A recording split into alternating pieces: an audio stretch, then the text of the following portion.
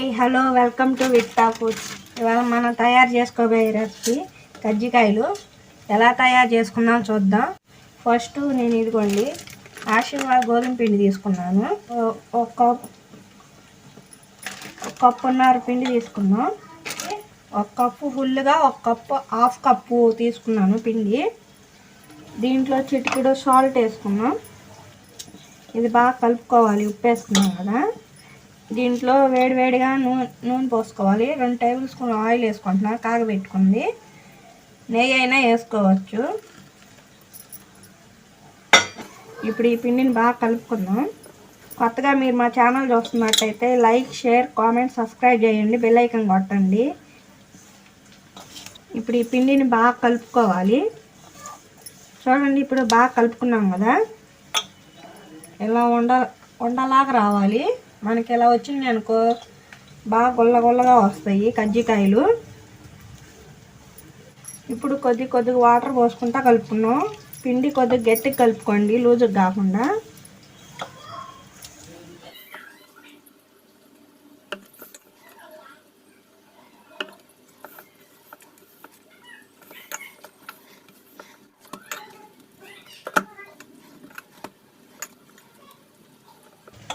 ఇప్పుడు ఈ పిండి బాగా కలుపుకున్నాం కదా. ఇదిగో చూడండి, ఇలా గట్టిగా కలుపుకోవాలి.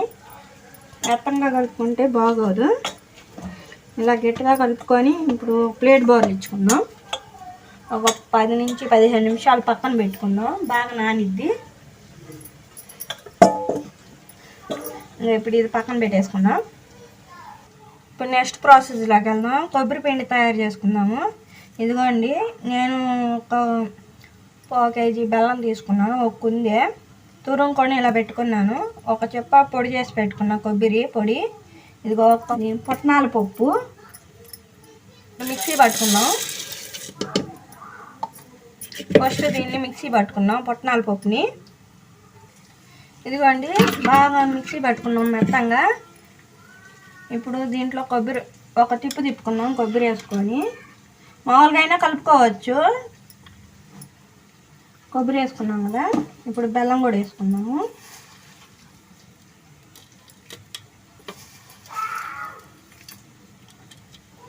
నేను మొత్తం వేసుకోవట్లేదు, తీసుకున్నా కానీ పావు కిలో. ఇప్పుడు ఇంకోసారి మిక్సీ పట్టుకుందాం. ఇదిగో చూడండి, ఇప్పుడు మెత్తంగా వేసుకున్నాం కదా.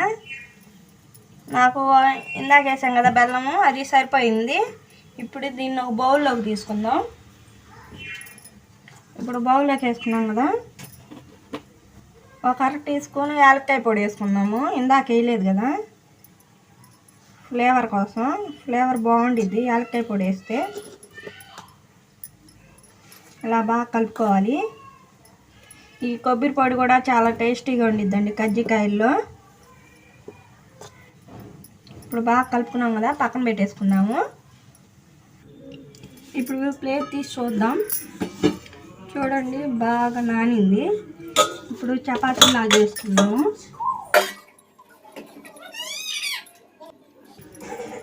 ఇప్పుడు చిన్న ముద్దలా చేసి పెట్టుకుందాము. ఇప్పుడు ఇవన్నీ ఇలా ముద్దలు చేసి పెట్టుకున్నాం కదా. ఇప్పుడు చపాతీలా చేసుకున్నాము. ఇలా కొద్దిగా పిండి వేసుకొని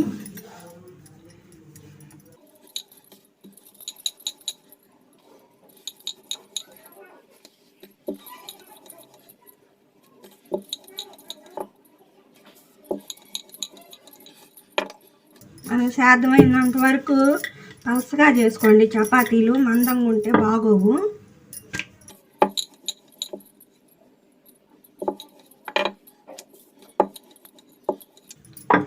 చూడండి, ఇలా చేసుకోవాలి.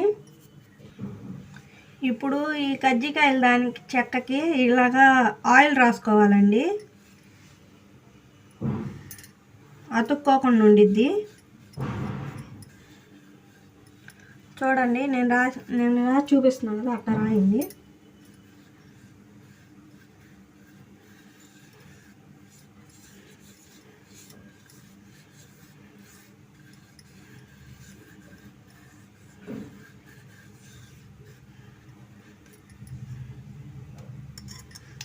ఇలా రాసాను కదా. ఇప్పుడు దీన్ని ఇలా వేసుకోవాలి. ఇప్పుడు దీంట్లో కొబ్బరి పిండి పెట్టుకోవాలి.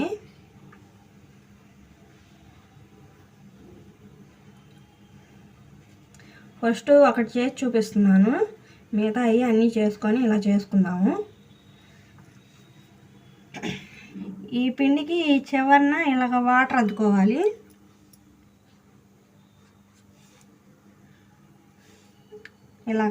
ఇలాగా వాటర్ రౌండ్గా అద్దుకోవాలి. వాటర్ ఎందుకంటే ఇప్పుడు మనకి ఈ చపాతీ విడిపోకుండా ఉండిద్ది.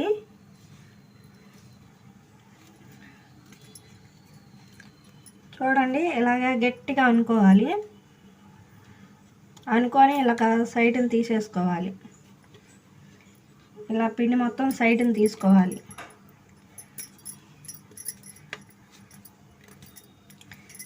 ఇలా గట్టిగా అనుకోండి.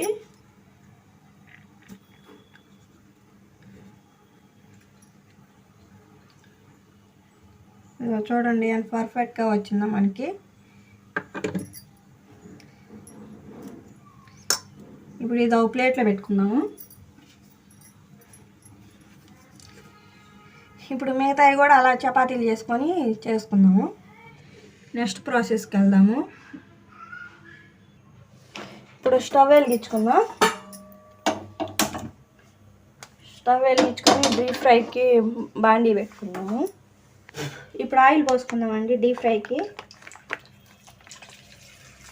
ఇప్పుడు ఆయిల్ కాగింది కదా, సిమ్లో పెట్టుకుందాము. ఇప్పుడు మనం ఇవి చేసుకున్నవి ఒక్కొక్కటి వేసుకుందాము. ఫస్ట్ టైం మీరు మా వీడియో చూస్తున్నట్టయితే లైక్, షేర్, కామెంట్, సబ్స్క్రైబ్ చేయండి, బెల్ ఐకాన్ కొట్టండి. ఈ గోల్డెన్ కలర్ వచ్చేదాకా వేపుకుందాము. గోల్డెన్ కలర్ వచ్చాక తీసేసుకుందాము.